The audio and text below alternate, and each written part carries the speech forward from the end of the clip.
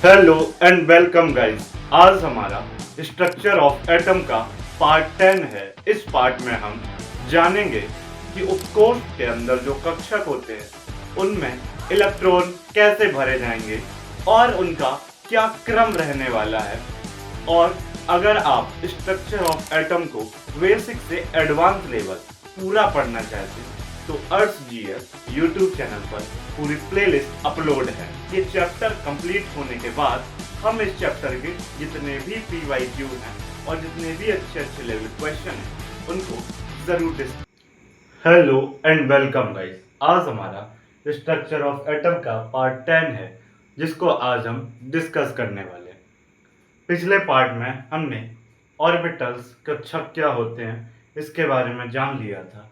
आज हम जो कोश के अंदर उपकोष होते हैं और उपकोष के अंदर जो कक्षक होते हैं उन कक्षकों में इलेक्ट्रॉन कैसे भरा जाएगा, कौन सा उपकोष पहले भरा जाएगा और कौन सा उपकोष बाद में भरा जाएगा, आज हम इस पूरे जो अपना टॉपिक्स हैं उन पे आज हम डिस्कस करेंगे। देखिए, जो अपना पहला टॉपिक है आज का वो है पाउली का अपवर्जन करना। कुछ नियम हैं जिनके अकॉर्डिंग हम ये देखेंगे कि इलेक्ट्रॉन कैसे भरे जाएंगे या फिर क्या क्या रेस्ट्रिक्शंस हैं उनको आज हम देखेंगे। सबसे पहला जो नियम है अपना वो है पाउली का अपवर्जन का नियम। पाउली का अपवर्जन, पाउली का अपवर्जन नियम। देखिए, हम पिछले ही पार्ट में देख चुके हैं कि कोश के अंदर उपकोष होते हैं, उपकोष के अंदर कक्षक होते हैं और कक्षक के अंदर इलेक्ट्रॉन होते हैं।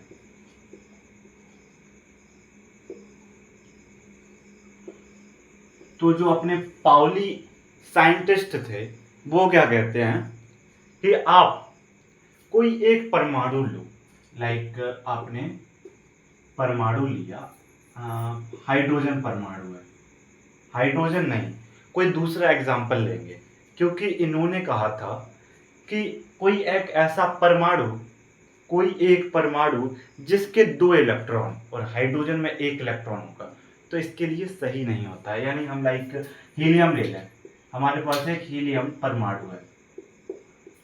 इनका कहना था कि आप कोई परमाणु लो, उसमें उसी परमाणु के मतलब एक ही परमाणु के 2 इलेक्ट्रॉन, ये आपने इधर एक इलेक्ट्रॉन ले लिया, एक इधर इलेक्ट्रॉन ले लिया, ये आपके पास 2 इलेक्ट्रॉन है। इन दोनों इलेक्ट्रॉन की जो चारों क्वांटम नंबर्स है, चारों मतलब मुख्य क्वांटम संख्या, द्विगंशी क्वांटम संख्या और चुंबकीय क्वांटम संख्या और चक्रण क्वांटम संख्या, चारों समान या कह सकते चारों बराबर नहीं हो सकते। इन्होंने क्या कहा कि किसी एक ही परमाणु के 2 इलेक्ट्रॉन की चारों क्वांटम संख्याएं बराबर या समान नहीं हो सकती। अगर आप, ये आपके पास हीलियम परमाणु है, आपने मान लिया ये 2 इलेक्ट्रॉन है, तो उसमें किसी एक मतलब इसका इलेक्ट्रॉनिक विन्यास, अभी हम आगे पढ़ेंगे इलेक्ट्रॉनिक विन्यास के बारे में, 1s2 होगा, यानी कि इसमें 1s उपकोष है ना। तो इस उपकोष में एक कक्षक होता है, उसमें इलेक्ट्रॉन हमने भर दिए इस प्रकार से। अभी हम आगे जानेंगे कि ये कैसे भरे जाते हैं। इस प्रकार से भरे तो मान लो सभी क्वांटम नंबर मतलब मुख्य क्वांटम संख्या n और l और m तीनों इक्वल हो गए, फिर भी जो आपकी स्पिन क्वांटम संख्या वो +1/2 और -1/2 होगी, -1/2। कहने का मतलब ये है इनका सीधा सीधा कि किसी परमाणु की किसी एक ही परमाणु की चारों क्वांटम संख्या, एक ही परमाणु के 2 इलेक्ट्रॉन की चारों क्वांटम संख्याएं समान नहीं हो सकती, समान नहीं हो सकती।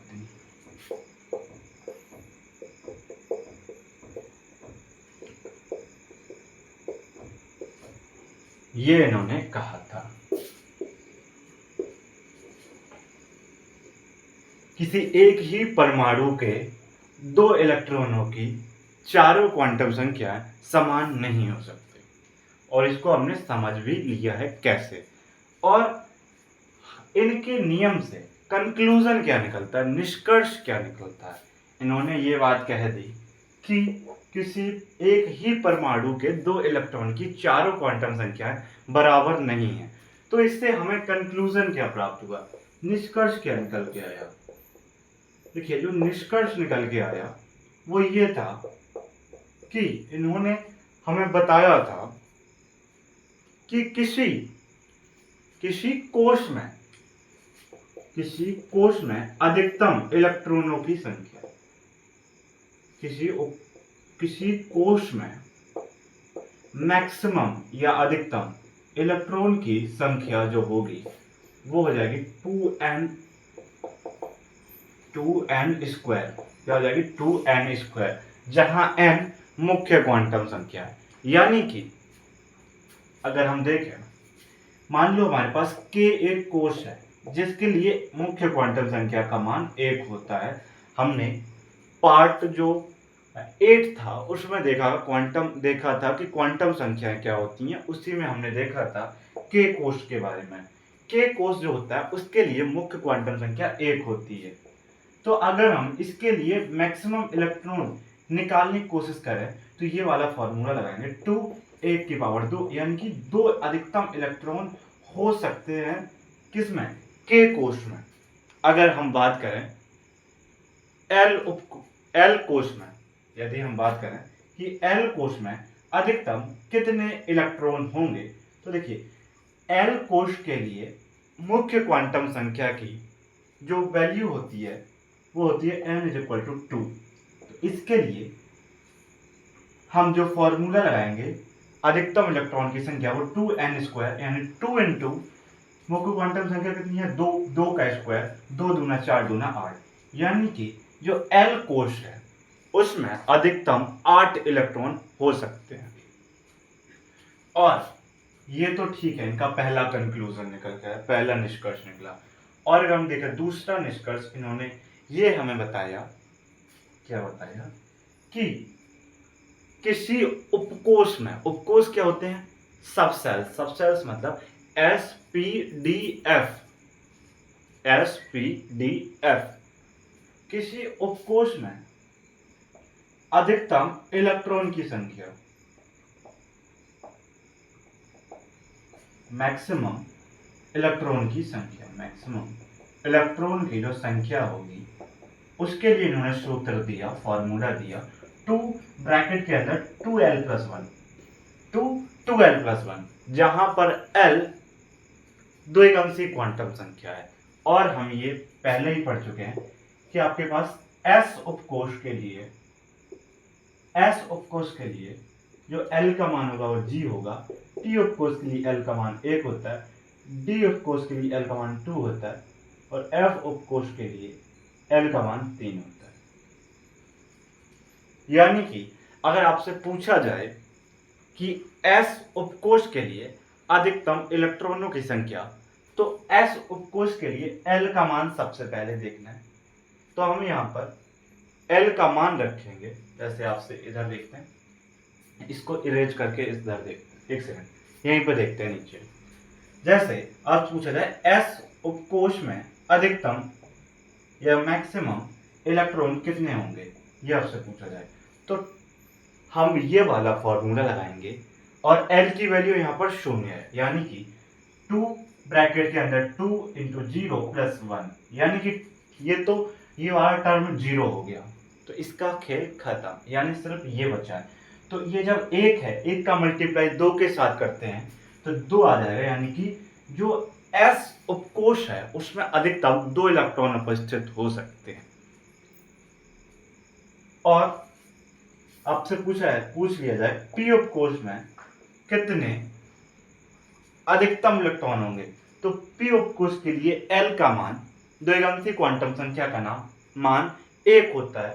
तो 2 ब्रैकेट के अंदर 2 इंटू 1 प्लस 1 यानी कि 2 प्लस 1 3 3 2 6 इलेक्ट्रॉन होते हैं। और हमने पिछले पार्ट में ये देखा था कि जो p ऑफ कोर्स होता है उसमें जो कक्षक होते हैं वो 3 होते हैं। और ये भी देखा था एक कक्षक में 2 इलेक्ट्रॉन हो सकते हैं, सिर्फ 2 इलेक्ट्रॉन ही हो सकते हैं। यानी कि कक्षक कितने 3, तो एक कक्षक में 2 इलेक्ट्रॉन, यानी कि जो आपका p ऑफ कोर्स है उसमें टोटल 6 इलेक्ट्रॉन आ जाएंगे, क्योंकि 3 कक्षक है और एक कक्षक में 2 इलेक्ट्रॉन है, यानी कि टोटल 6 इलेक्ट्रॉन आ जाएंगे p ऑफ कोर्स में। आपसे पूछ लिया जाए d ऑफ कोर्स में, तो 2 ब्रैकेट के अंदर 2 इंटू 2 प्लस 1 यानी 2 दूनी 4 प्लस 1 5 दूनी 10, यानी कि d ऑफ कोर्स में 10 इलेक्ट्रॉन हो सकते हैं। और f ऑफ कोर्स में 2 मतलब 2 का गुणा 3 में करवाएंगे 6 आ जाएगा, और 1 जोड़ेंगे 7 और 7 दूना 14, यानी कि जो आपका f ऑफ कोर्स है उसमें अधिकतम 14 इलेक्ट्रॉन आ जाएंगे। ये था पाउली का अपवर्जन नियम और इसके निष्कर्ष, है ना। और इन्होंने ये भी बताया था किसी कक्षक में, देखो इन्होंने ये बता दिया था कि मान लो अभी हमने देख लिया कि p जो कोर्स होता है उसमें कितने कक्षक होते हैं, पिछले पार्ट में हम पढ़ के आए हैं। तो कितने होते हैं, 3 कक्षक होते हैं। s ऑफ कोर्स में 1 कक्षक होता है, ये तो हम देख चुके हैं। और हमने ये भी समझ लिया कि एक कक्षक में 2 इलेक्ट्रॉन होते हैं, लेकिन दोनों इलेक्ट्रॉन, इन्होंने ये भी कहा था, जैसे आप मान लो आपके पास s ऑफ कोर्स है, इसमें एक कक्षक होगा। कितना कक्षक, एक कक्षक होगा, हम पिछले ही पार्ट में देख के आए, है ना। और इसमें 2 इलेक्ट्रॉन होंगे। तो देखिए किस प्रकार भरे जाएंगे। आपने ये एक कक्षक बनाया, तो इस कक्षक में जो आपके 2 इलेक्ट्रॉन भरे जाएंगे वो एक ऐसा होगा, दोनों एक दूसरे के विपरीत, मतलब दोनों का जो स्पिन होगा, स्पिन मतलब चक्रण होगा, वो एक दूसरे के विपरीत होगा।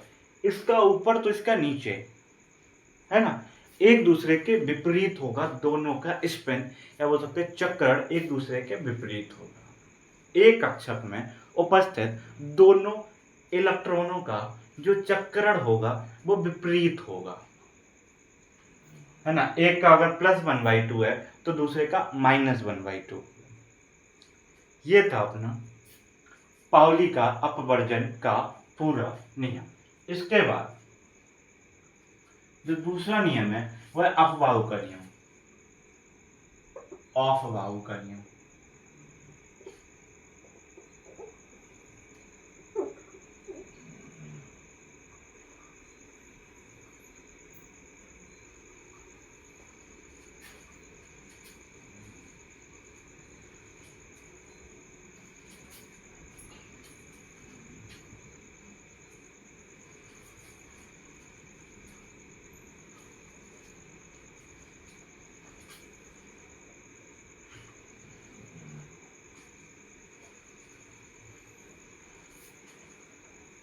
हाँ, इसके बाद हमारा अफबाऊ का नियम।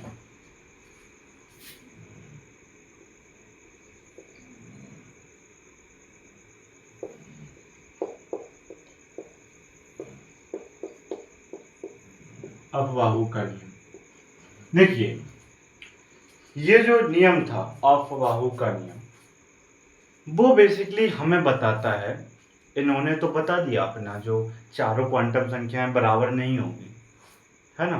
बट ये क्या कहते हैं कि जब आप इलेक्ट्रॉन भरोगे, मतलब कक्षकों में आप इलेक्ट्रॉन भरोगे, तो पहले किस कक्षक को भरोगे, पहले किस कक्षक को भरोगे और उसके बाद में किस कक्षक को भरेंगे, किस ऑर्बिटल को भरेंगे, किस कक्षक को भरेंगे, ये बताया अफबाऊ ने, ये बताया अफबाऊ ने। देखो आपके पास मान लो एक कक्षक मतलब एक आपके पास परमाणु है, और परमाणु में आपके पास कक्षक है। क्या है? कक्षक। ये मैंने मान ली ये कक्षक है, ऑर्बिटल्स है। क्या है? कक्षक। नहीं नहीं, परमाणु में आपके पास है उपकोष। क्या है? उपकोष है। परमाणु के उपकोष में जो आपके इलेक्ट्रॉन होंगे, है ना, परमाणु के उपकोष में इलेक्ट्रॉन को पहले उस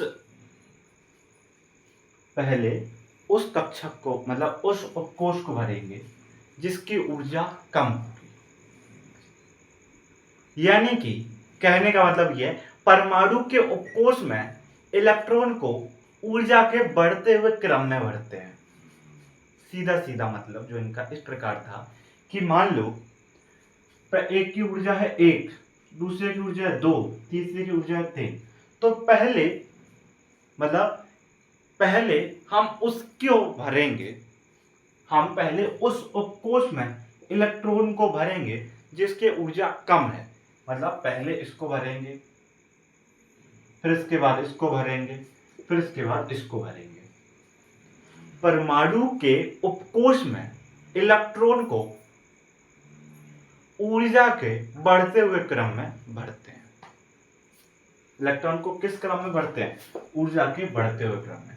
कहने का मतलब परमाणु के उपकोषों में इलेक्ट्रॉनों को ऊर्जा के बढ़ते हुए क्रम में भरते हैं।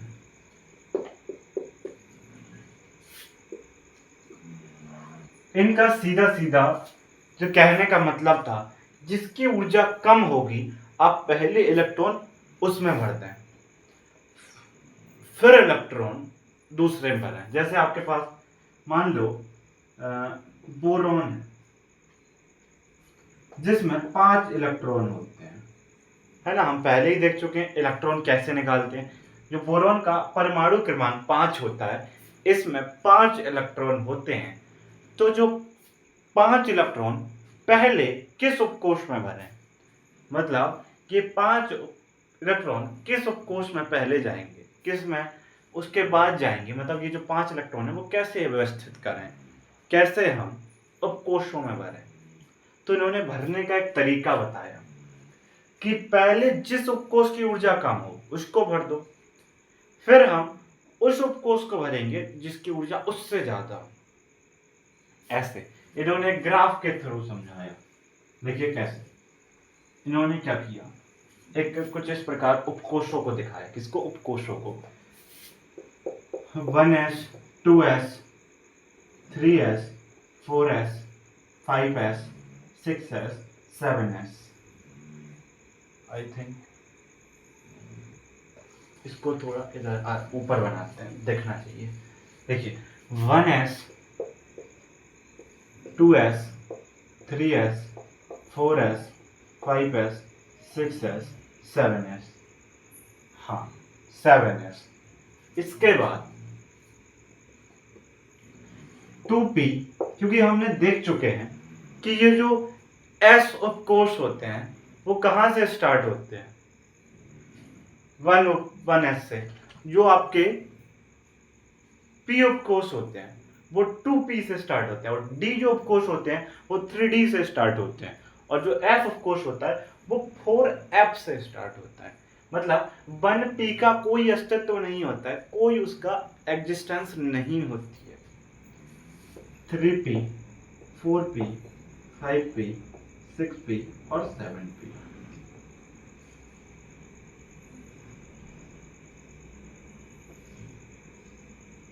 अब इसके आगे इन्होंने यहाँ पर, क्योंकि जो d होता है वो 3d से स्टार्ट होगा, 3d 4d 5d 6d और 7d, और जो आपका f होगा 4f से स्टार्ट होगा, 4f 5f 6f और 7f।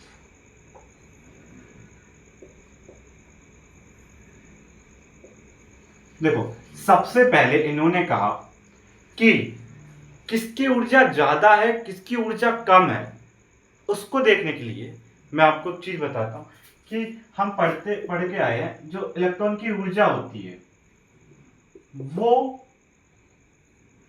किस पर निर्भर करती है, मुख्य क्वांटम संख्या पर। लेकिन हम ये भी पढ़ कर आए हैं कि जो उपकोष की ऊर्जा द्विगंशी क्वांटम संख्या बताता है, ये भी हम देख कर आए हैं। यानी कि जो E है, मतलब ऊर्जा है, वो समानुपाती होगी n+l की। लेकिन n क्या है, मुख्य क्वांटम संख्या। यानी आप जिस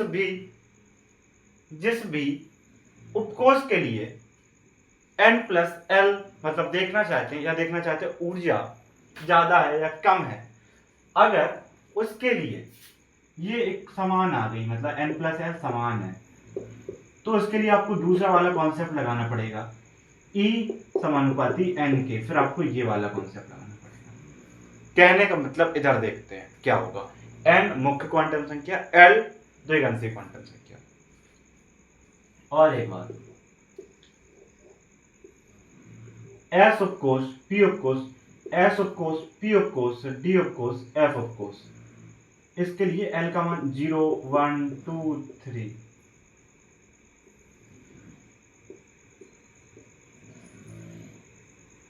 होता है। अब हम देखते हैं,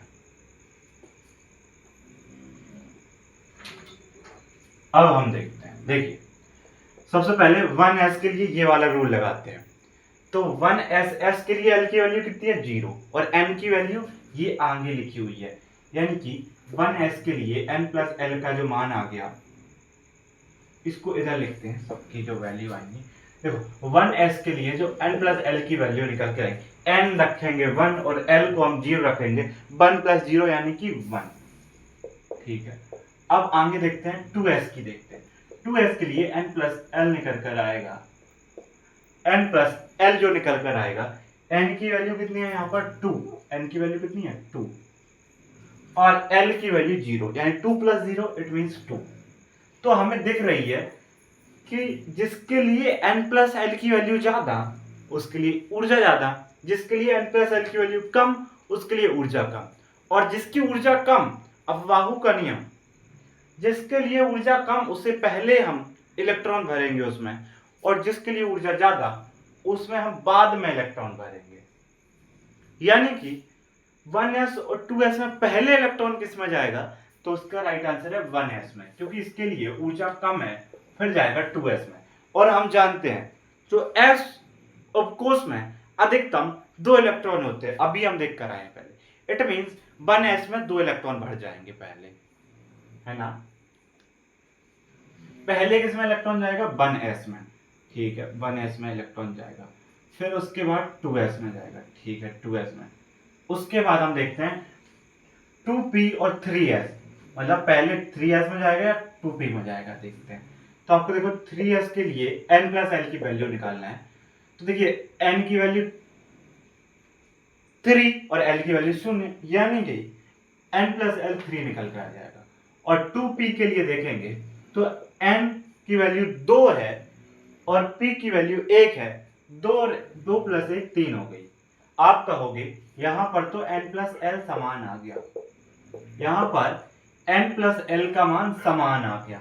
तो जब n+l का समान आ जाए तो हमें ये वाला कॉन्सेप्ट देखना है, जिसके लिए n की वैल्यू ज्यादा होगी उसकी ऊर्जा ज्यादा होगी, है ना। तो n की वैल्यू देखिए, इसके लिए 3 है, इसके लिए 2 है।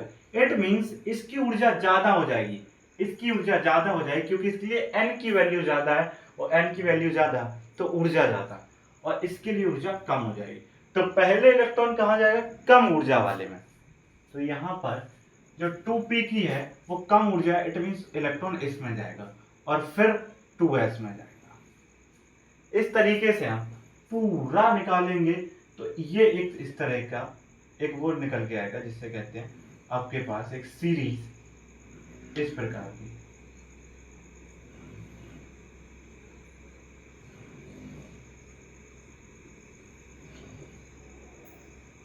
मतलब पहले आपका इलेक्ट्रॉन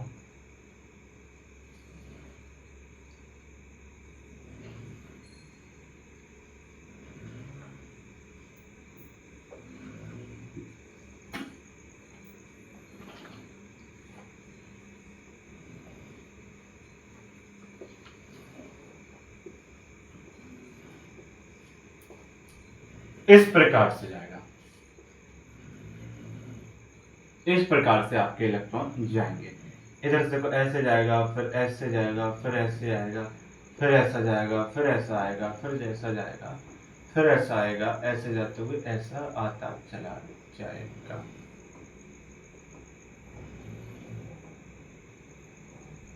इस प्रकार से पहले 1s में जाएगा इलेक्ट्रॉन। s में कितने होते हैं? 2 इलेक्ट्रॉन। यानी हमने जो एग्जांपल लिया था उसमें कैसे इलेक्ट्रॉन भरे जाएंगे, देखिए यहाँ पर एग्जांपल लेते हैं। जैसे आपने लिया हाइड्रोजन का, हाइड्रोजन कितने इलेक्ट्रॉन होते हैं? 1। तो पहले इलेक्ट्रॉन कहाँ भरा जाएगा? जिसकी ऊर्जा कम, सबसे कम ऊर्जा किसकी है? 1s की। तो इलेक्ट्रॉन पहले 1s में जाएगा। कितने इलेक्ट्रॉन है? 1। तो 1 ऐसा भर जाएगा। ये इसका इलेक्ट्रॉनिक विन्यास हो गया। अब देखेंगे 2s, मतलब ये आपने देख लिया। हीलियम को देखते हैं। आप हीलियम में 2 इलेक्ट्रॉन होते हैं। इसको हम इस प्रकार भर देंगे 1s2, क्योंकि इसमें 2 इलेक्ट्रॉन है। प्रथम जो s उपकोष होता है उसमें अधिकतम 2 इलेक्ट्रॉन हो जाएंगे, तो हम भर दिए 2 इलेक्ट्रॉन। इसके बाद हीलियम के बाद लिथियम, लिथियम में होते हैं आपके पास 3 इलेक्ट्रॉन, तो 1s2। 1s2 के बाद किसमें भरा जाएगा? 2s2 में। 2s2 में लेके इलेक्ट्रॉन तो 3 है, तो 2 ये इलेक्ट्रॉन भर दिए, 1 ये भर दिया, 3 इलेक्ट्रॉन भर गए। ठीक है। हाइड्रोजन, हीलियम, लिथियम के बाद बोरॉन का परमाणु क्रमांक 4 होता है, बेरिलियम का 5 होता है, कार्बन का 6 होता है,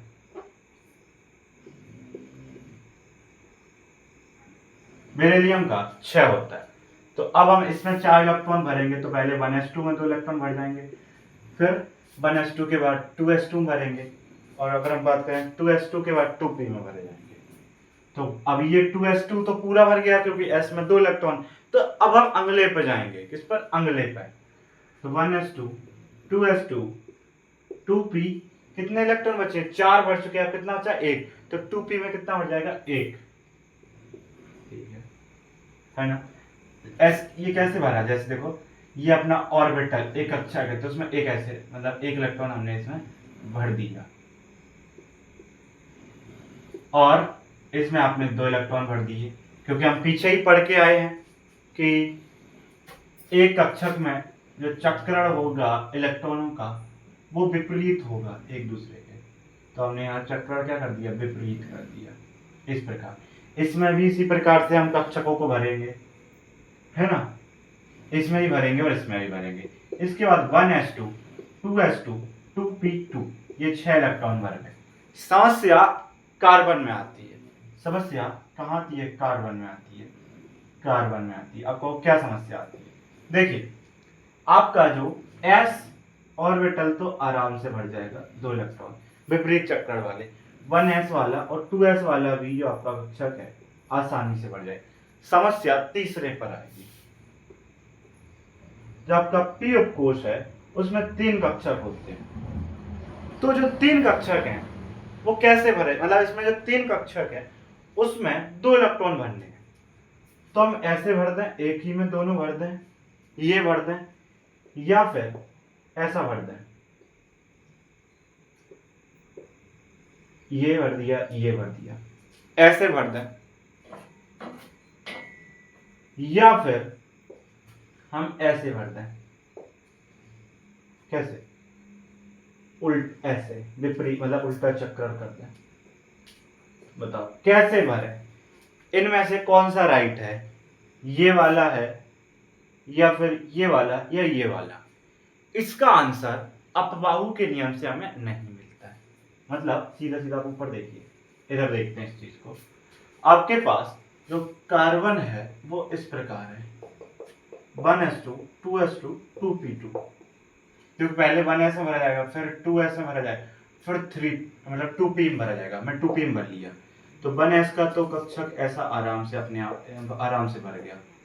समस्या 2p में आती। आप कहो कैसे? क्योंकि देखिए इसमें 3 कक्षक होते हैं, तो इसमें इलेक्ट्रॉन कैसे भरें? ऐसे भर दें, या फिर ऐसे भर दें, या फिर ऐसे भर दें। कैसे भरे?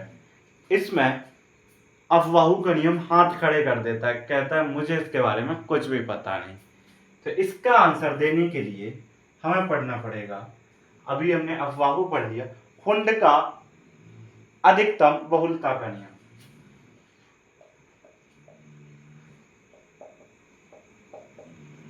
हुंड का अधिकतम बहुलता का नियम, अधिकतम बहुलता का नियम। ये नियम बताएगा कि ये सही है या ये सही है या फिर ये कौन सही है। इसको हमें हुंड का बहुलता का नियम से हमें पता चलेगा। आइए देखते हैं जो अगला नियम, जो कि हुंड का बहुलता का नियम।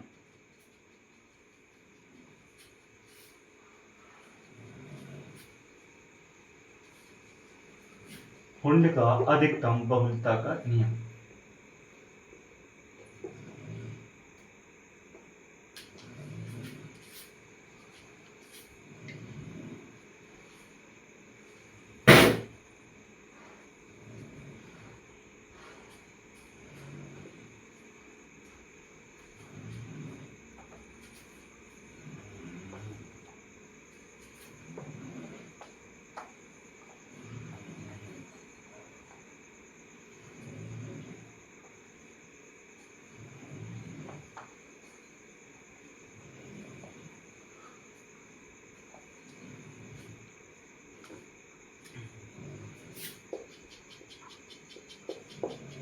हुंड का अधिकतम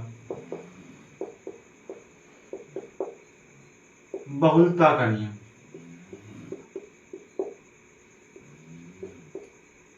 हुंड का अधिकतम बहुलता का नियम। देखिए इनका कहना ये था, क्या था, इसको एकदम थ्योरेटिकल नहीं कॉन्सेप्चुअल समझते हैं। देखिए इन्होंने कहा, किसने? हुंड ने, कि आपके पास कोई परमाणु है, उसके आपके पास उपकोष है, मान लो उपकोष।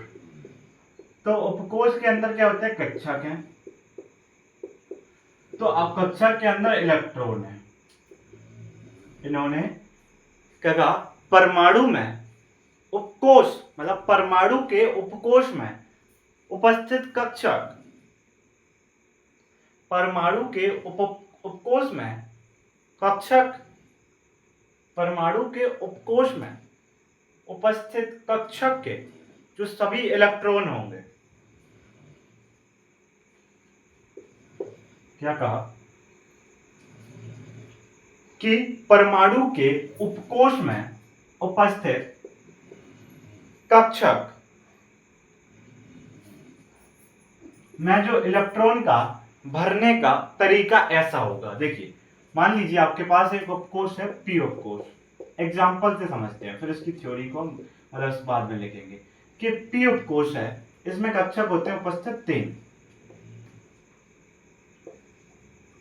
इनका कहना ऐसा था कि कोई आपके पास परमाणु है, उसमें उपकोष के अंदर कक्षक है, तो जो सभी कक्षक होंगे, सभी कक्षक यानी ये 1 2 3 पी उपकोष लिया तो इसमें 3 कक्षक हैं, तो सभी उपकोषों में पहले सभी में एक एक इलेक्ट्रॉन भरे जाएंगे।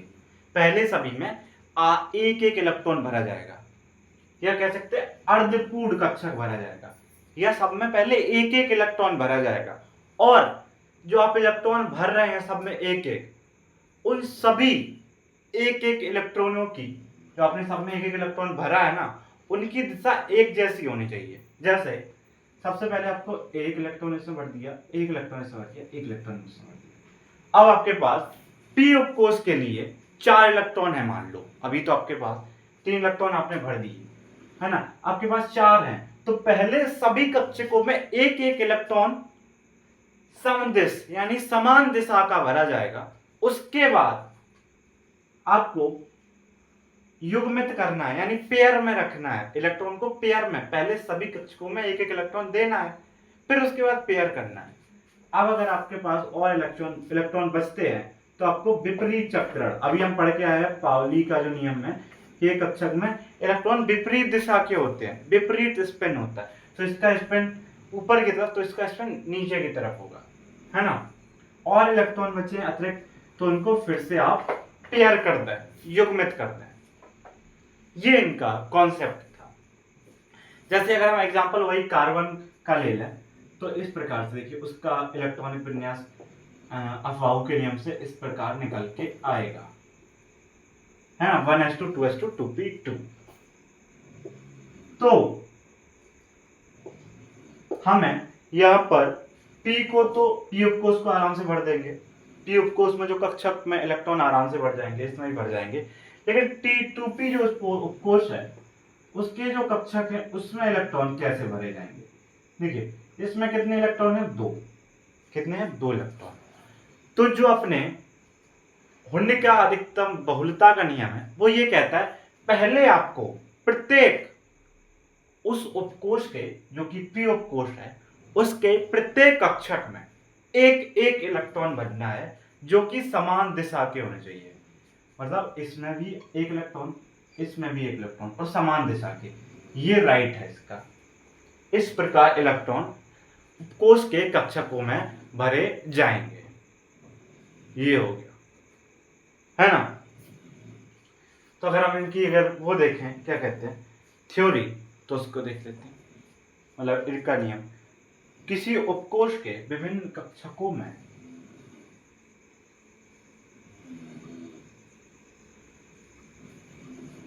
किसी उपकोष के विभिन्न कक्षक,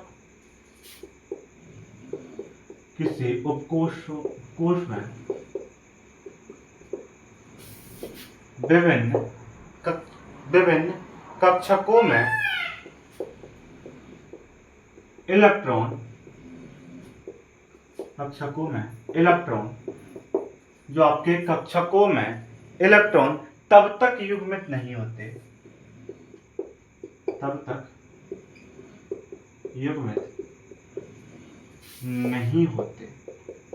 जब तक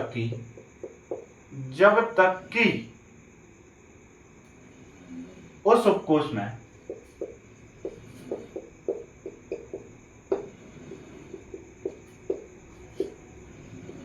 उपस्थित सभी कक्षकों में एक एक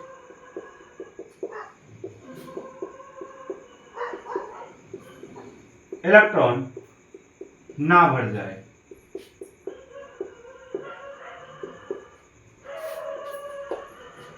यानी कि किसी उपकोष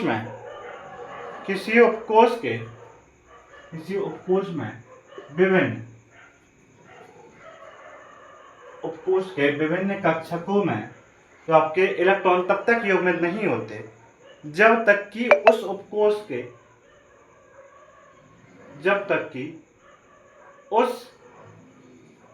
उपकोष में या उसमें उपस्थित सभी कक्षकों में एक एक इलेक्ट्रॉन नहीं भर जाता।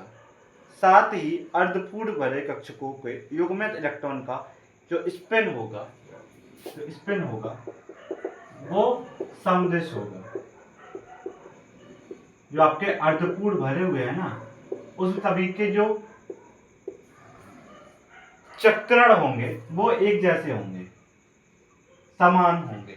आगे ये हम लिख सकते हैं, है ना। और हुंड के नियम के क्या क्या अनुप्रयोग हैं, इसके अनुप्रयोग है उनको देख लेते हैं।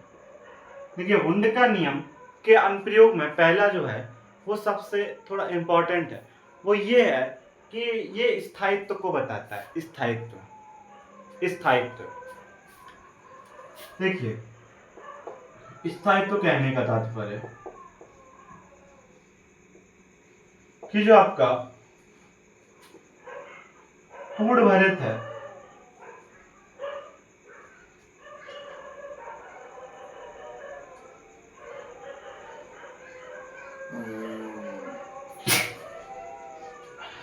देखिए जो आपका स्थायित्व है वो सबसे अधिक देखिए स्थायित्व किसका अधिक होता है, ये नियम के अनुप्रयोग है। देखिए कैसे, जो पूरा भरा होगा वो सबसे ज्यादा स्थायी होगा। जो पूरा भरा होगा उपकोष वो सबसे अधिक स्थायी होगा, लेकिन जो अर्धपूर्ण होगा, अर्धपूर्ण उपकोष होगा, और जो अधूरा उपकोष होगा, कहने का तात्पर्य जो उपकोष पूरा भरा होगा वो उपकोष सबसे ज्यादा स्थायी होगा, और जो उपकोष अधूरा होगा वो सबसे कम स्थायी होगा। और अर्धपूर्ण जो उपकोष होते हैं वो अधूरे उपकोष से ज्यादा स्थायी होते हैं। ये हो गया हुंड के नियम का पहला अनुप्रयोग। और हम इनकी सहायता से, जो ये हुंड का अधिकतम बहुलता का नियम है, इसकी सहायता से हम जो वो लिख सकते हैं क्या, आगे और इलेक्ट्रॉनिक विन्यास आसानी से लिख सकते हैं बिना किसी समस्या के। तो थोड़े से इलेक्ट्रॉनिक विन्यास देखते हैं, फिर उसके बाद अपना ये जो चैप्टर है उसके थोड़ा सा बचा हुआ खत्म है। देखिए डी ब्लॉक, एक चीज याद रखिए, डी ब्लॉक के आपको जनरल कह सकते हैं सामान्य इलेक्ट्रॉनिक विन्यास, सामान्य इलेक्ट्रॉनिक विन्यास या कॉन्फ़िगरेशन। देखिए हम जिस प्रकार हमने अभी निकाला है hydrogen, helium, lithium, beryllium, boron, carbon, उसी प्रकार हम आगे भी निकाल सकते हैं। लेकिन समस्या ये आती है कि जब बहुत बड़े बड़े, जैसे आपसे पूछ लिया जाए डी ब्लॉक का एक कोई एलिमेंट दे दिया जाए, जैसे स्कैंडियम 21 इलेक्ट्रॉन होते हैं, तो अब हम क्यों इतना बड़ा 1s2, 2s2, 2p6, 3s2, 3p6 ऐसा इतना बड़ा लिखने के बाद फिर 21 इलेक्ट्रॉन भरना स्टार्ट करें। इसका एक तरीका है कि आप एक जो आपका ग्रुप होता है 18वां ग्रुप, उसके आप जो 1 2 3 4 5 6 और 7, हाँ जो आपके पास 17वां ग्रुप है, उसके आप पहले पूरे जो एलिमेंट है उनको याद कर लीजिए और उनका परमाणु क्रमांक याद कर लीजिए। पहले बात हीलियम, पहला होता है helium, helium, neon, argon, krypton, xenon, radon. Organs 1 2 3 4 5 6, 2 4 6 और ये 7 ऑर्गेन्जियम। तो ये अपने क्या है 18वां जो अपना ग्रुप है उसके इलेक्ट्रॉन, इनका हमें कॉन्फ़िगरेशन याद रखना है। इसका होता है 1s2, 2s2, नहीं 1s2 ओनली होता है क्योंकि इसमें 2 इलेक्ट्रॉन होते हैं। इसका होता है 1s2, 2s2, 2p6, 3s2, यानी कि 2 2 4, नहीं हो गया इतना, ये हो गया 10 इलेक्ट्रॉन। इसका 10 होता है, इसका 2 होता है, 18 होता है, 36 होता है, 54। आप 54 में मतलब आपने 54 में 32 जोड़ दीजिए, 4 2 6, ये 86 आ जाएगा। इसमें आप 32 जोड़ेंगे, 6 2 8, 8 3 11, 118 आ जाएगा, है ना। आपको ये याद रखना है कि अगर मैंने इसको लिख दिया, देखिए ये पहले ग्रुप पहले पीरियड का है, दूसरे पीरियड का है, तीसरे पीरियड का है, फोर्थ पीरियड का है, फिफ्थ पीरियड का है, सिक्स्थ पीरियड का है, सेवेंथ पीरियड का है। ये चीज पहले क्लियर होनी चाहिए। देखिए अगर हमने इसका कॉन्फ़िगरेशन याद रख लिया तो जो फोर्थ पीरियड में इलेक्ट्रॉन आए, फोर्थ पीरियड में जो एलिमेंट आएंगे, तो पहले इसका अगर मैंने ऐसा ब्रैकेट में आर्गन लिख दिया और आगे 3D जो भी हो उसके अनुसार हम लिखते चले गए, तो अगर हमने आर्गन लिख दिया इसका मतलब 18 इलेक्ट्रॉन इसमें भर चुके हैं। कितने 18 इलेक्ट्रॉन भर चुके हैं, बस इसमें 3 इलेक्ट्रॉन और बाकी है। यानी स्कैंडियम का इलेक्ट्रॉनिक विन्यास इतना छोटे रूप में लिख सकते हैं हम इनका यूज करके। कैसे देखते हैं इसको इरेज करने के बाद।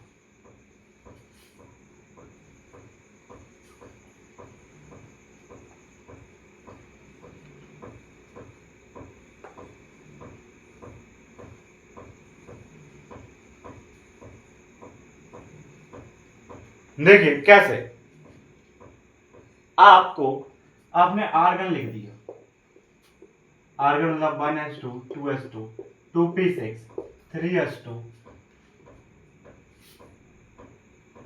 4p6 मतलब 10 18 है ना। देखिए 1s2 2s2 3s2 1s2 2s2 3s2 1s2 2s2 2p6 3s2 4p6 4s2 नहीं 3p6 4s2 3d इस प्रकार से। देखिए ये 10 इलेक्ट्रॉन और ये 8 इलेक्ट्रॉन, क्योंकि इसका 18 ही तो होता है, 20 थोड़ी है, 18 है। तो ये इसका कॉन्फ़िगरेशन हो गया। अब हम मान लीजिए हम निकालना चाह रहे हैं डी ब्लॉक का कोई एलिमेंट है स्कैंडियम, उसका जिसमें 21 इलेक्ट्रॉन है, इसका परमाणु क्रमांक 21 होता है, इसके अंदर 21 इलेक्ट्रॉन है। तो अगर मैंने लिखा इसका तो इस प्रकार 1s2 2s2 2p6 3s2 3p6 4s2 3d1 इस प्रकार से हमें लिखना पड़ेगा। अगर हम ध्यान से देख पा रहे हैं तो ये जो चीज है ना, ये चीज वो तो ये यहां में लिखी हुई है ना, ये तो अगर मैं इसकी जगह ये लिख दूं, अगर मैं इसकी जगह सीधा ये लिख दूं तो कितना अच्छा रहेगा, छोटे रूप में लिख जाएगा। यानी स्कैंडियम 21 आर्गन लिख दो, यानी 18 इलेक्ट्रॉन भर चुके हैं। इसमें कितने इलेक्ट्रॉन भर गए, 18 इलेक्ट्रॉन। 18 इलेक्ट्रॉन ने आर्गन को लिखते ही भर दिए और आगे बस क्या लिखना है 4s2 3d1 4s2 3d1 हो गया इसका पर इलेक्ट्रॉनिक विन्यास हो गया इसका। तो इसका यूज करके कितना आसान हो गया है।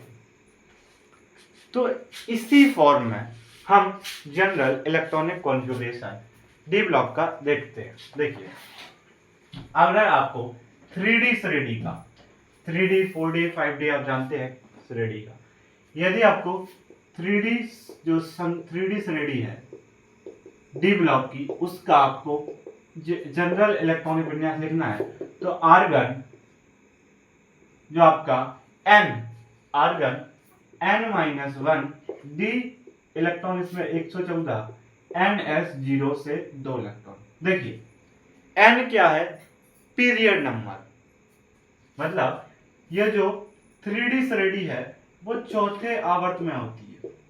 तो n की वैल्यू कितनी है 4, तो n की वैल्यू कितनी रखेंगे 4 वैल्यू रखने पर आर्गन 3D 1 से लेकर 14 4s 1 से 0 से लेकर 2 इलेक्ट्रॉन इसमें हो सकते हैं। तो ये हो गया इसका सामान्य इलेक्ट्रॉनिक विन्यास। इसके बाद 4D श्रेणी जो हो जाएगा, आर्गन के बाद क्या आता है, आर्गन के बाद ये क्रिप्टन को लिख देंगे, यानी 36 इलेक्ट्रॉन भर चुके हैं। इसके आगे बस n-1, n इसके लिए कितना है 4, तो इसके लिए जाएगा n कितना है, इसलिए 5, इसके लिए n 5 है। तो जब 5 लिखेंगे तो 4D 1 से लेकर 14 इलेक्ट्रॉन हो सकते हैं और 5s 0 से 2 इलेक्ट्रॉन। इस प्रकार 5D का देखें तो 5D श्रेणी में आपने पढ़ा होगा इसमें लैंथेनाइड और एक्टेनॉइड ऐड हो जाता है, यानी कि इसमें जो आपका F ब्लॉक भी शामिल हो जाता है, F जो आपके उपकोष होते हैं वो भी आते हैं। तो हम क्या करेंगे, पहले इसके बाद क्या आता है, क्रिप्टन के बाद जिनॉन को लेंगे। उसके बाद हम 4F मतलब इसके लिए क्या होगा n-1 F में 14 इलेक्ट्रॉन, 1 सेकेंड D में कितने होते हैं 10 इलेक्ट्रॉन होंगे, यानी यहां पर 10 होगा, 10 इलेक्ट्रॉन, 14 नहीं 10 इलेक्ट्रॉन होंगे, 10, क्योंकि 14 तो F में होते हैं। मैक्सिमम इलेक्ट्रॉन जो आपका F उपकोष है उसमें 14 होते हैं। इसके बाद n-2 डी 1 से लेकर 10 इलेक्ट्रॉन और n s, देखिए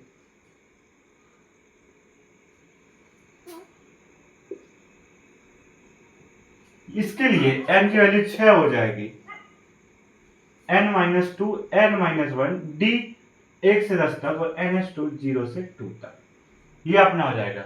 यानी f में 14 होंगे, तो अगर हम 6 रखें यहाँ पर तो निकल के आएगा जिनॉन 4f 14 इलेक्ट्रॉन, 3d मतलब 2 घटाएंगे, 6 में से 2 घटाए जाएंगे तो 4 आ जाएंगे, 6 में से 1 घटाएंगे तो 5 आ जाएंगे, 1 से लेकर 10 और 6 s 0 से 2, ये हो जाएगा इसका जनरल कॉन्फ़िगरेशन, जनरल विन्यास सामान्य। और 6d श्रेणी का क्या आ जाएगा, बस यही सेम तरीका, इसके लिए n7 होगा, तो यहाँ पर अगर हम अगला क्या लेंगे रेडॉन, तो इसका रेडॉन,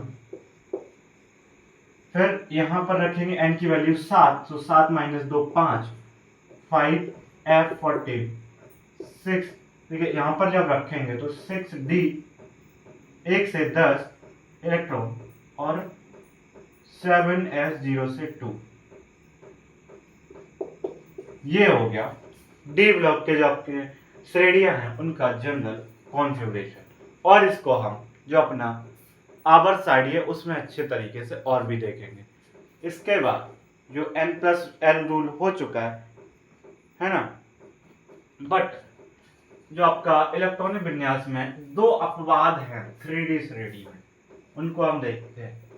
कॉपर मतलब यहाँ पर देख लेते हैं, फिर जो और भी जो पूरी आवर्त सारणी में जितने भी अपवाद हैं उनको हम फिर जो अपना क्लासिफिकेशन ऑफ एलिमेंट तत्वों का वर्गीकरण होगा उसमें देखेंगे, जो आवर्ती वर्गीकरण होता है ना उसमें समझेंगे। अभी सिर्फ इसमें 2 जो अपने अपवाद हैं उनको देखते हैं। पहला 3D श्रेणी के कौन कौन से, एक तो कॉपर क्रोमियम, ये कॉपर का परमाणु क्रमांक 24 होता है, 24 इलेक्ट्रॉन होते हैं, क्रोमियम का 29 होता, एक सेकंड, क्रोमियम का 24 होता है, 24 इलेक्ट्रॉन होते हैं, और जो आपका कॉपर है उसमें 29 इलेक्ट्रॉन होते हैं, यानी इसका परमाणु क्रमांक 24, इसका 29। इसको हम कुछ इस प्रकार भरेंगे, पहले आर्गन लिख लिया, 18 इलेक्ट्रॉन भर चुके हैं। अब n-1 d यानी कि 5 आवर्त का है, तो ये 3d और यहाँ 4s में 2 इलेक्ट्रॉन भर जाएंगे। पहले कौन भरा जाएगा, 4s, क्योंकि इसमें देखिए 3 + d कितना है, sp_d 2, 5 इसके लिए n+ आएगा, इसलिए 4 + 0 4 आएगा। तो किसके लिए n+l कम आया, इसके लिए, यानी ये पहले भरा जाएगा, बाद में ये भरा, पहले हमने इसको भर लिया, फिर 3d को भरेंगे। 2 इलेक्ट्रॉन भर चुके हैं, 18 ये और 2 ये, यानी 20 इलेक्ट्रॉन भर चुके हैं। कितने बचे हैं, 4 इलेक्ट्रॉन, तो 4 इलेक्ट्रॉन को इसमें भर दिया। ये नियम के अनुसार है ना, ये जो नियम अपन को पढ़ाएगा उसके अनुसार ये होना चाहिए, नियम के अनुसार। बट होता क्या है ना, ये अपवाद है। क्या अपवाद होता, क्या है, होता ये है कि आर्गन 3d5 4s1 ये होता है ना, और जो आपका कॉपर होता है उसका अकॉर्डिंग टू नियम ये होना चाहिए 3d9 4s2, क्योंकि 18 2 20 9 29। लेकिन होता क्या है, ये आर्गन 3d10 और 4s1 ये होता है, ये वाला नीचे वाला जो ये होता है, ये है ना, ये होता है। ये दोनों एक्सेप्शन है, अपवाद। इसके बाद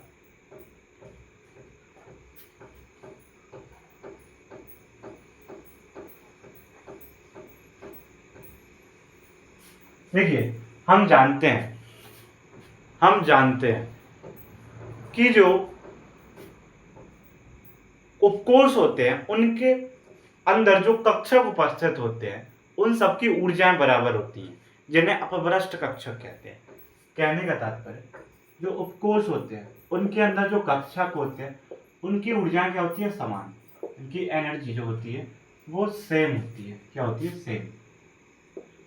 तो एनर्जी जब सेम होती है तो उन्हें अपभ्रष्ट कक्षक कहते हैं, ये हम जानते हैं। तो ऊर्जा समान होने के कारण कक्षकों की क्या होता है वहां पर, क्या होता है वहां पर, एक केस होता है कि जो कक्षक होते हैं ना उसमें जो उपस्थित इलेक्ट्रॉन होते हैं, जो आपके इलेक्ट्रॉन होते हैं वो क्या करते हैं, आपस में ना विनिमय कर देते हैं। मतलब एक दूसरी जगह एक्सचेंज हो जाते हैं, एक दूसरी जगह आ जाते हैं, एक्सचेंज हो जाते हैं। किस कारण एक्सचेंज हो जाते हैं, ताकि इनकी ऊर्जा कम हो और स्थायित्व बढ़े। क्या हो, ऊर्जा कम हो और स्थायित्व बढ़े। हम जानने वाले विनिमय ऊर्जा, विनिमय ऊर्जा। देखिए हम जानते हैं उपकोष, उपकोष के अंदर क्या होते हैं, कक्षक, और उन सभी कक्षकों की ऊर्जाएं बराबर होती हैं। और जब ऊर्जाएं बराबर होती हैं तो जो अपने इलेक्ट्रॉन होते हैं वो क्या कर लेते हैं, एक दूसरी जगह विनिमय कर लेते हैं, है ना, एक दूसरी जगह एक्सचेंज हो जाते हैं। और एक्सचेंज हो जाने के कारण वहां पर ऊर्जा निकलती है, ऊर्जा निकलती है। उसी ऊर्जा को हम विनिमय ऊर्जा कहते हैं। क्या कहते हैं, विनिमय ऊर्जा। और जो पूर्ण भरित होते हैं, आपके पूर्ण भरित उपकोष होते हैं, पूर्ण भरित उपकोष होते हैं, उनमें पूर्ण भरित जो उपकोष होते हैं उसके लिए जो आपकी विनिमय ऊर्जा होती है वो उच्च होती है, जिसके कारण इनका स्थायित्व अधिक होता है, इनका स्थायित्व अधिक होता है, इनका स्थायित्व अधिक होता है। विनिमय ऊर्जा जो आपके पूर्ण भरित उपकोष होंगे उनके लिए उच्च होती है, उनके लिए उच्च होती है, जिस कारण इनका स्थायित्व भी अधिक होता है। और देखिए एक छोटी सी चीज, यहां पर आपके पास मान लो ये इस तरीके का एक उपकोष है, इसमें आपके पास इलेक्ट्रॉन है। तो आपका इलेक्ट्रॉन मान लो यहां एक से उपस्थित है, पहला इलेक्ट्रॉन, जो एक इलेक्ट्रॉन है वो यहां पर विनिमय कर रहा है। तो कह सकते हैं एक इलेक्ट्रॉन द्वारा 4 विनिमय। क्या, एक इलेक्ट्रॉन के द्वारा कितने विनिमय किए गए, 4। और मान लो ऐसा करें, देखिए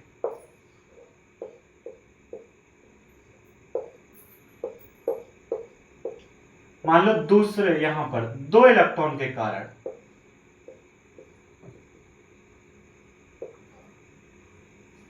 2 विनिमय कार्ड, यहां पर 3, यानी कि दूसरे जो इलेक्ट्रॉन है आपका, जो 2 इलेक्ट्रॉन के कारण, मतलब इलेक्ट्रॉन 2 के कारण, इलेक्ट्रॉन आपका जो 2 है उसके कारण, इलेक्ट्रॉन आपका जो 1 है उसके द्वारा, इलेक्ट्रॉन 2 द्वारा कितना विनिमय, 3 विनिमय हुआ। एक ये, एक ये, एक ये, 3 विनिमय,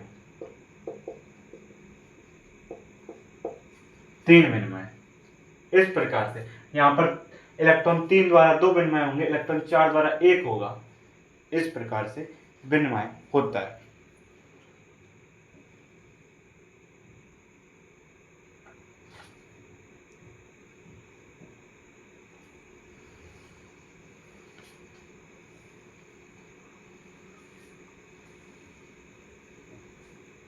देखिए जो आपने देखा होगा अर्धभरित के उतने ज्यादा स्थायित्व हो जाते हैं।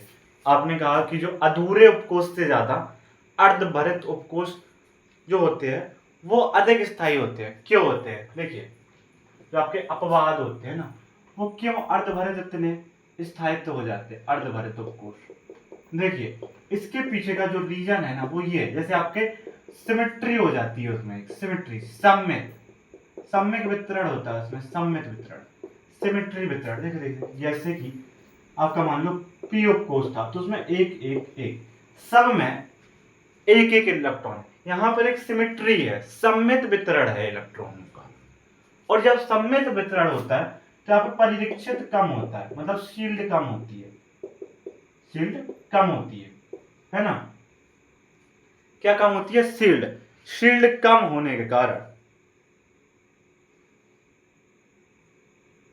इसमें नाभिकीय बल अधिक हो जाता है। क्या होता है? नाभिकीय बल अधिक हो जाता है, नाभिकीय बल अधिक हो जाता है, जिस कारण इसका स्थायित्व बढ़ जाता है। शील्ड, देखिए जो शील्ड, शील्ड कम कैसे हो जाता है? एक इलेक्ट्रॉन दूसरे इलेक्ट्रॉन पर, देखो कहने का तात्पर्य इस प्रकार है, जैसे देखिए आपके पास एक ऐसा उपकोष है ना, तो अगर वो उसमें मतलब सिमेट्री होगी तो वहां पर जो नाभिक और इसके मध्य शील्ड यानी कि बीच में इलेक्ट्रॉन कम होंगे, जो सिमेट्री यहां से सीधा जो आपके पास नाभिक है ना वो अच्छे से इसको पकड़ लेगा, या कह सकते हैं नाभिक द्वारा जो लगाया गया बल बढ़ जाता है, जिस कारण नाभिक इलेक्ट्रॉनों को सिमेट्री होने पर अच्छे से जकड़ लेता है, पकड़ लेता है, तो इसके कारण इसका स्थायित्व मतलब स्टेबिलिटी बढ़ जाती है। इसके कारण जो अर्धभरित जो कोश होते हैं वो अधिक स्थायी होते हैं विद द कंपैरिजन ऑफ अधूरे उपकोष।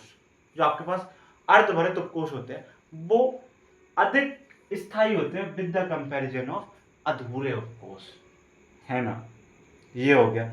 इसके बाद कुछ थोड़े से बस 2 मिनट का और है, खत्म। बस थोड़े से जो इंपॉर्टेंट फॉर्मूले हैं 4-5 बस।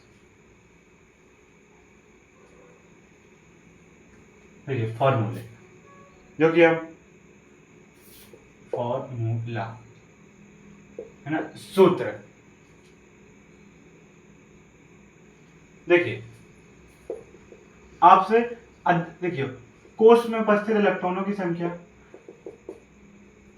मैक्सिमम इलेक्ट्रॉनों की संख्या, तो वो हो जाएगी 2n²। इसमें कोश में, कोश के बाद आपसे पूछा जाएगा उपकोश में अधिकतम इलेक्ट्रॉन, उपकोश में मैक्सिमम इलेक्ट्रॉन जो हो जाएंगे वो 2 ब्रैकेट के अंदर 2l+1, 2l+1। कक्षक में अधिकतम इलेक्ट्रॉन की संख्या, कक्षक में अधिकतम इलेक्ट्रॉन की संख्या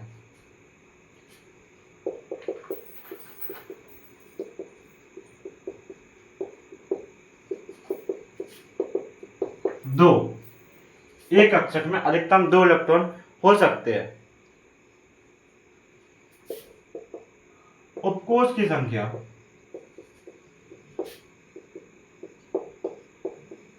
मुख्य क्वांटम संख्या के बराबर होती है। उपकोष की जो संख्या होती है वो मुख्य क्वांटम संख्या के बराबर होती है। और कक्षकों की संख्या, कक्षकों की संख्या निकाली जाएगी n² या फिर 2l+1। तो एक अंशी अगर l की वैल्यू दिया जाए तो इस प्रकार कक्षक निकालेंगे, और n की वैल्यू दी जाए तो इस प्रकार से, है कक्षीय कोणीय संवेग, कक्षीय कोणीय संवेग।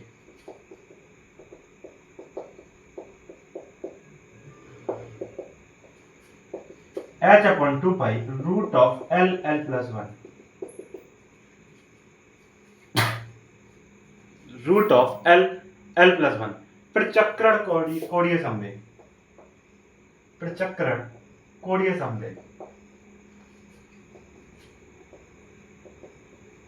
यानी कि स्पिन वाला, तो h/2π √s+1 ये वाला हो जाएगा प्रचक्रण कोणीय संवेग।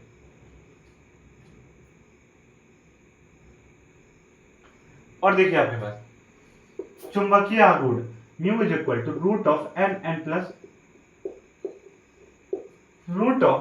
√n n+2। इससे हम जो आपका चुंबकीय आघूर्ण निकाल सकते हैं, जहां इसकी अगर यूनिट देखी जाए तो बोर मैग्नेट्रॉन आएगी इसकी यूनिट n अयुग्मित इलेक्ट्रॉन की संख्या, अयुग्मित इलेक्ट्रॉन की संख्या, अयुग्मित इलेक्ट्रॉन की संख्या हो जाएगी। यहां पर कक्षीय चुंबकीय आघूर्ण कक्षीय चुंबकीय, वहां पर देखिए चुंबकीय आघूर्ण, देखिए अभी जो हमने देखा वहां पर जो आपका था वो चुंबकीय आघूर्ण था, है ना। यहां पर कक्षीय मतलब एंगुलर, जो आपका मैग्नेटिक मूवमेंट मतलब जो आपका टॉर्क है, आघूर्ण है, उसको देखेंगे, मतलब आघूर्ण है, आघूर्ण आघूर्ण, है ना। वो हो जाएगा mu s is equal to e upon h 4 pi m e root of l l plus 1 कक्षीय। Mu s is equal to e upon h 4 upon 4 pi m e under root l l plus 1। तो ये अपने कुछ important फॉर्मूले थे जिन पर हम अगले पार्ट्स में जो अपनी क्वेश्चन सीरीज है जिसमें हम बहुत सारे क्वेश्चन करेंगे, उसमें इन फॉर्मूले से रिलेटेड क्वेश्चन और भी जो कॉन्सेप्ट से रिलेटेड क्वेश्चन है उनको हम डिस्कस करेंगे नेक्स्ट पार्ट में।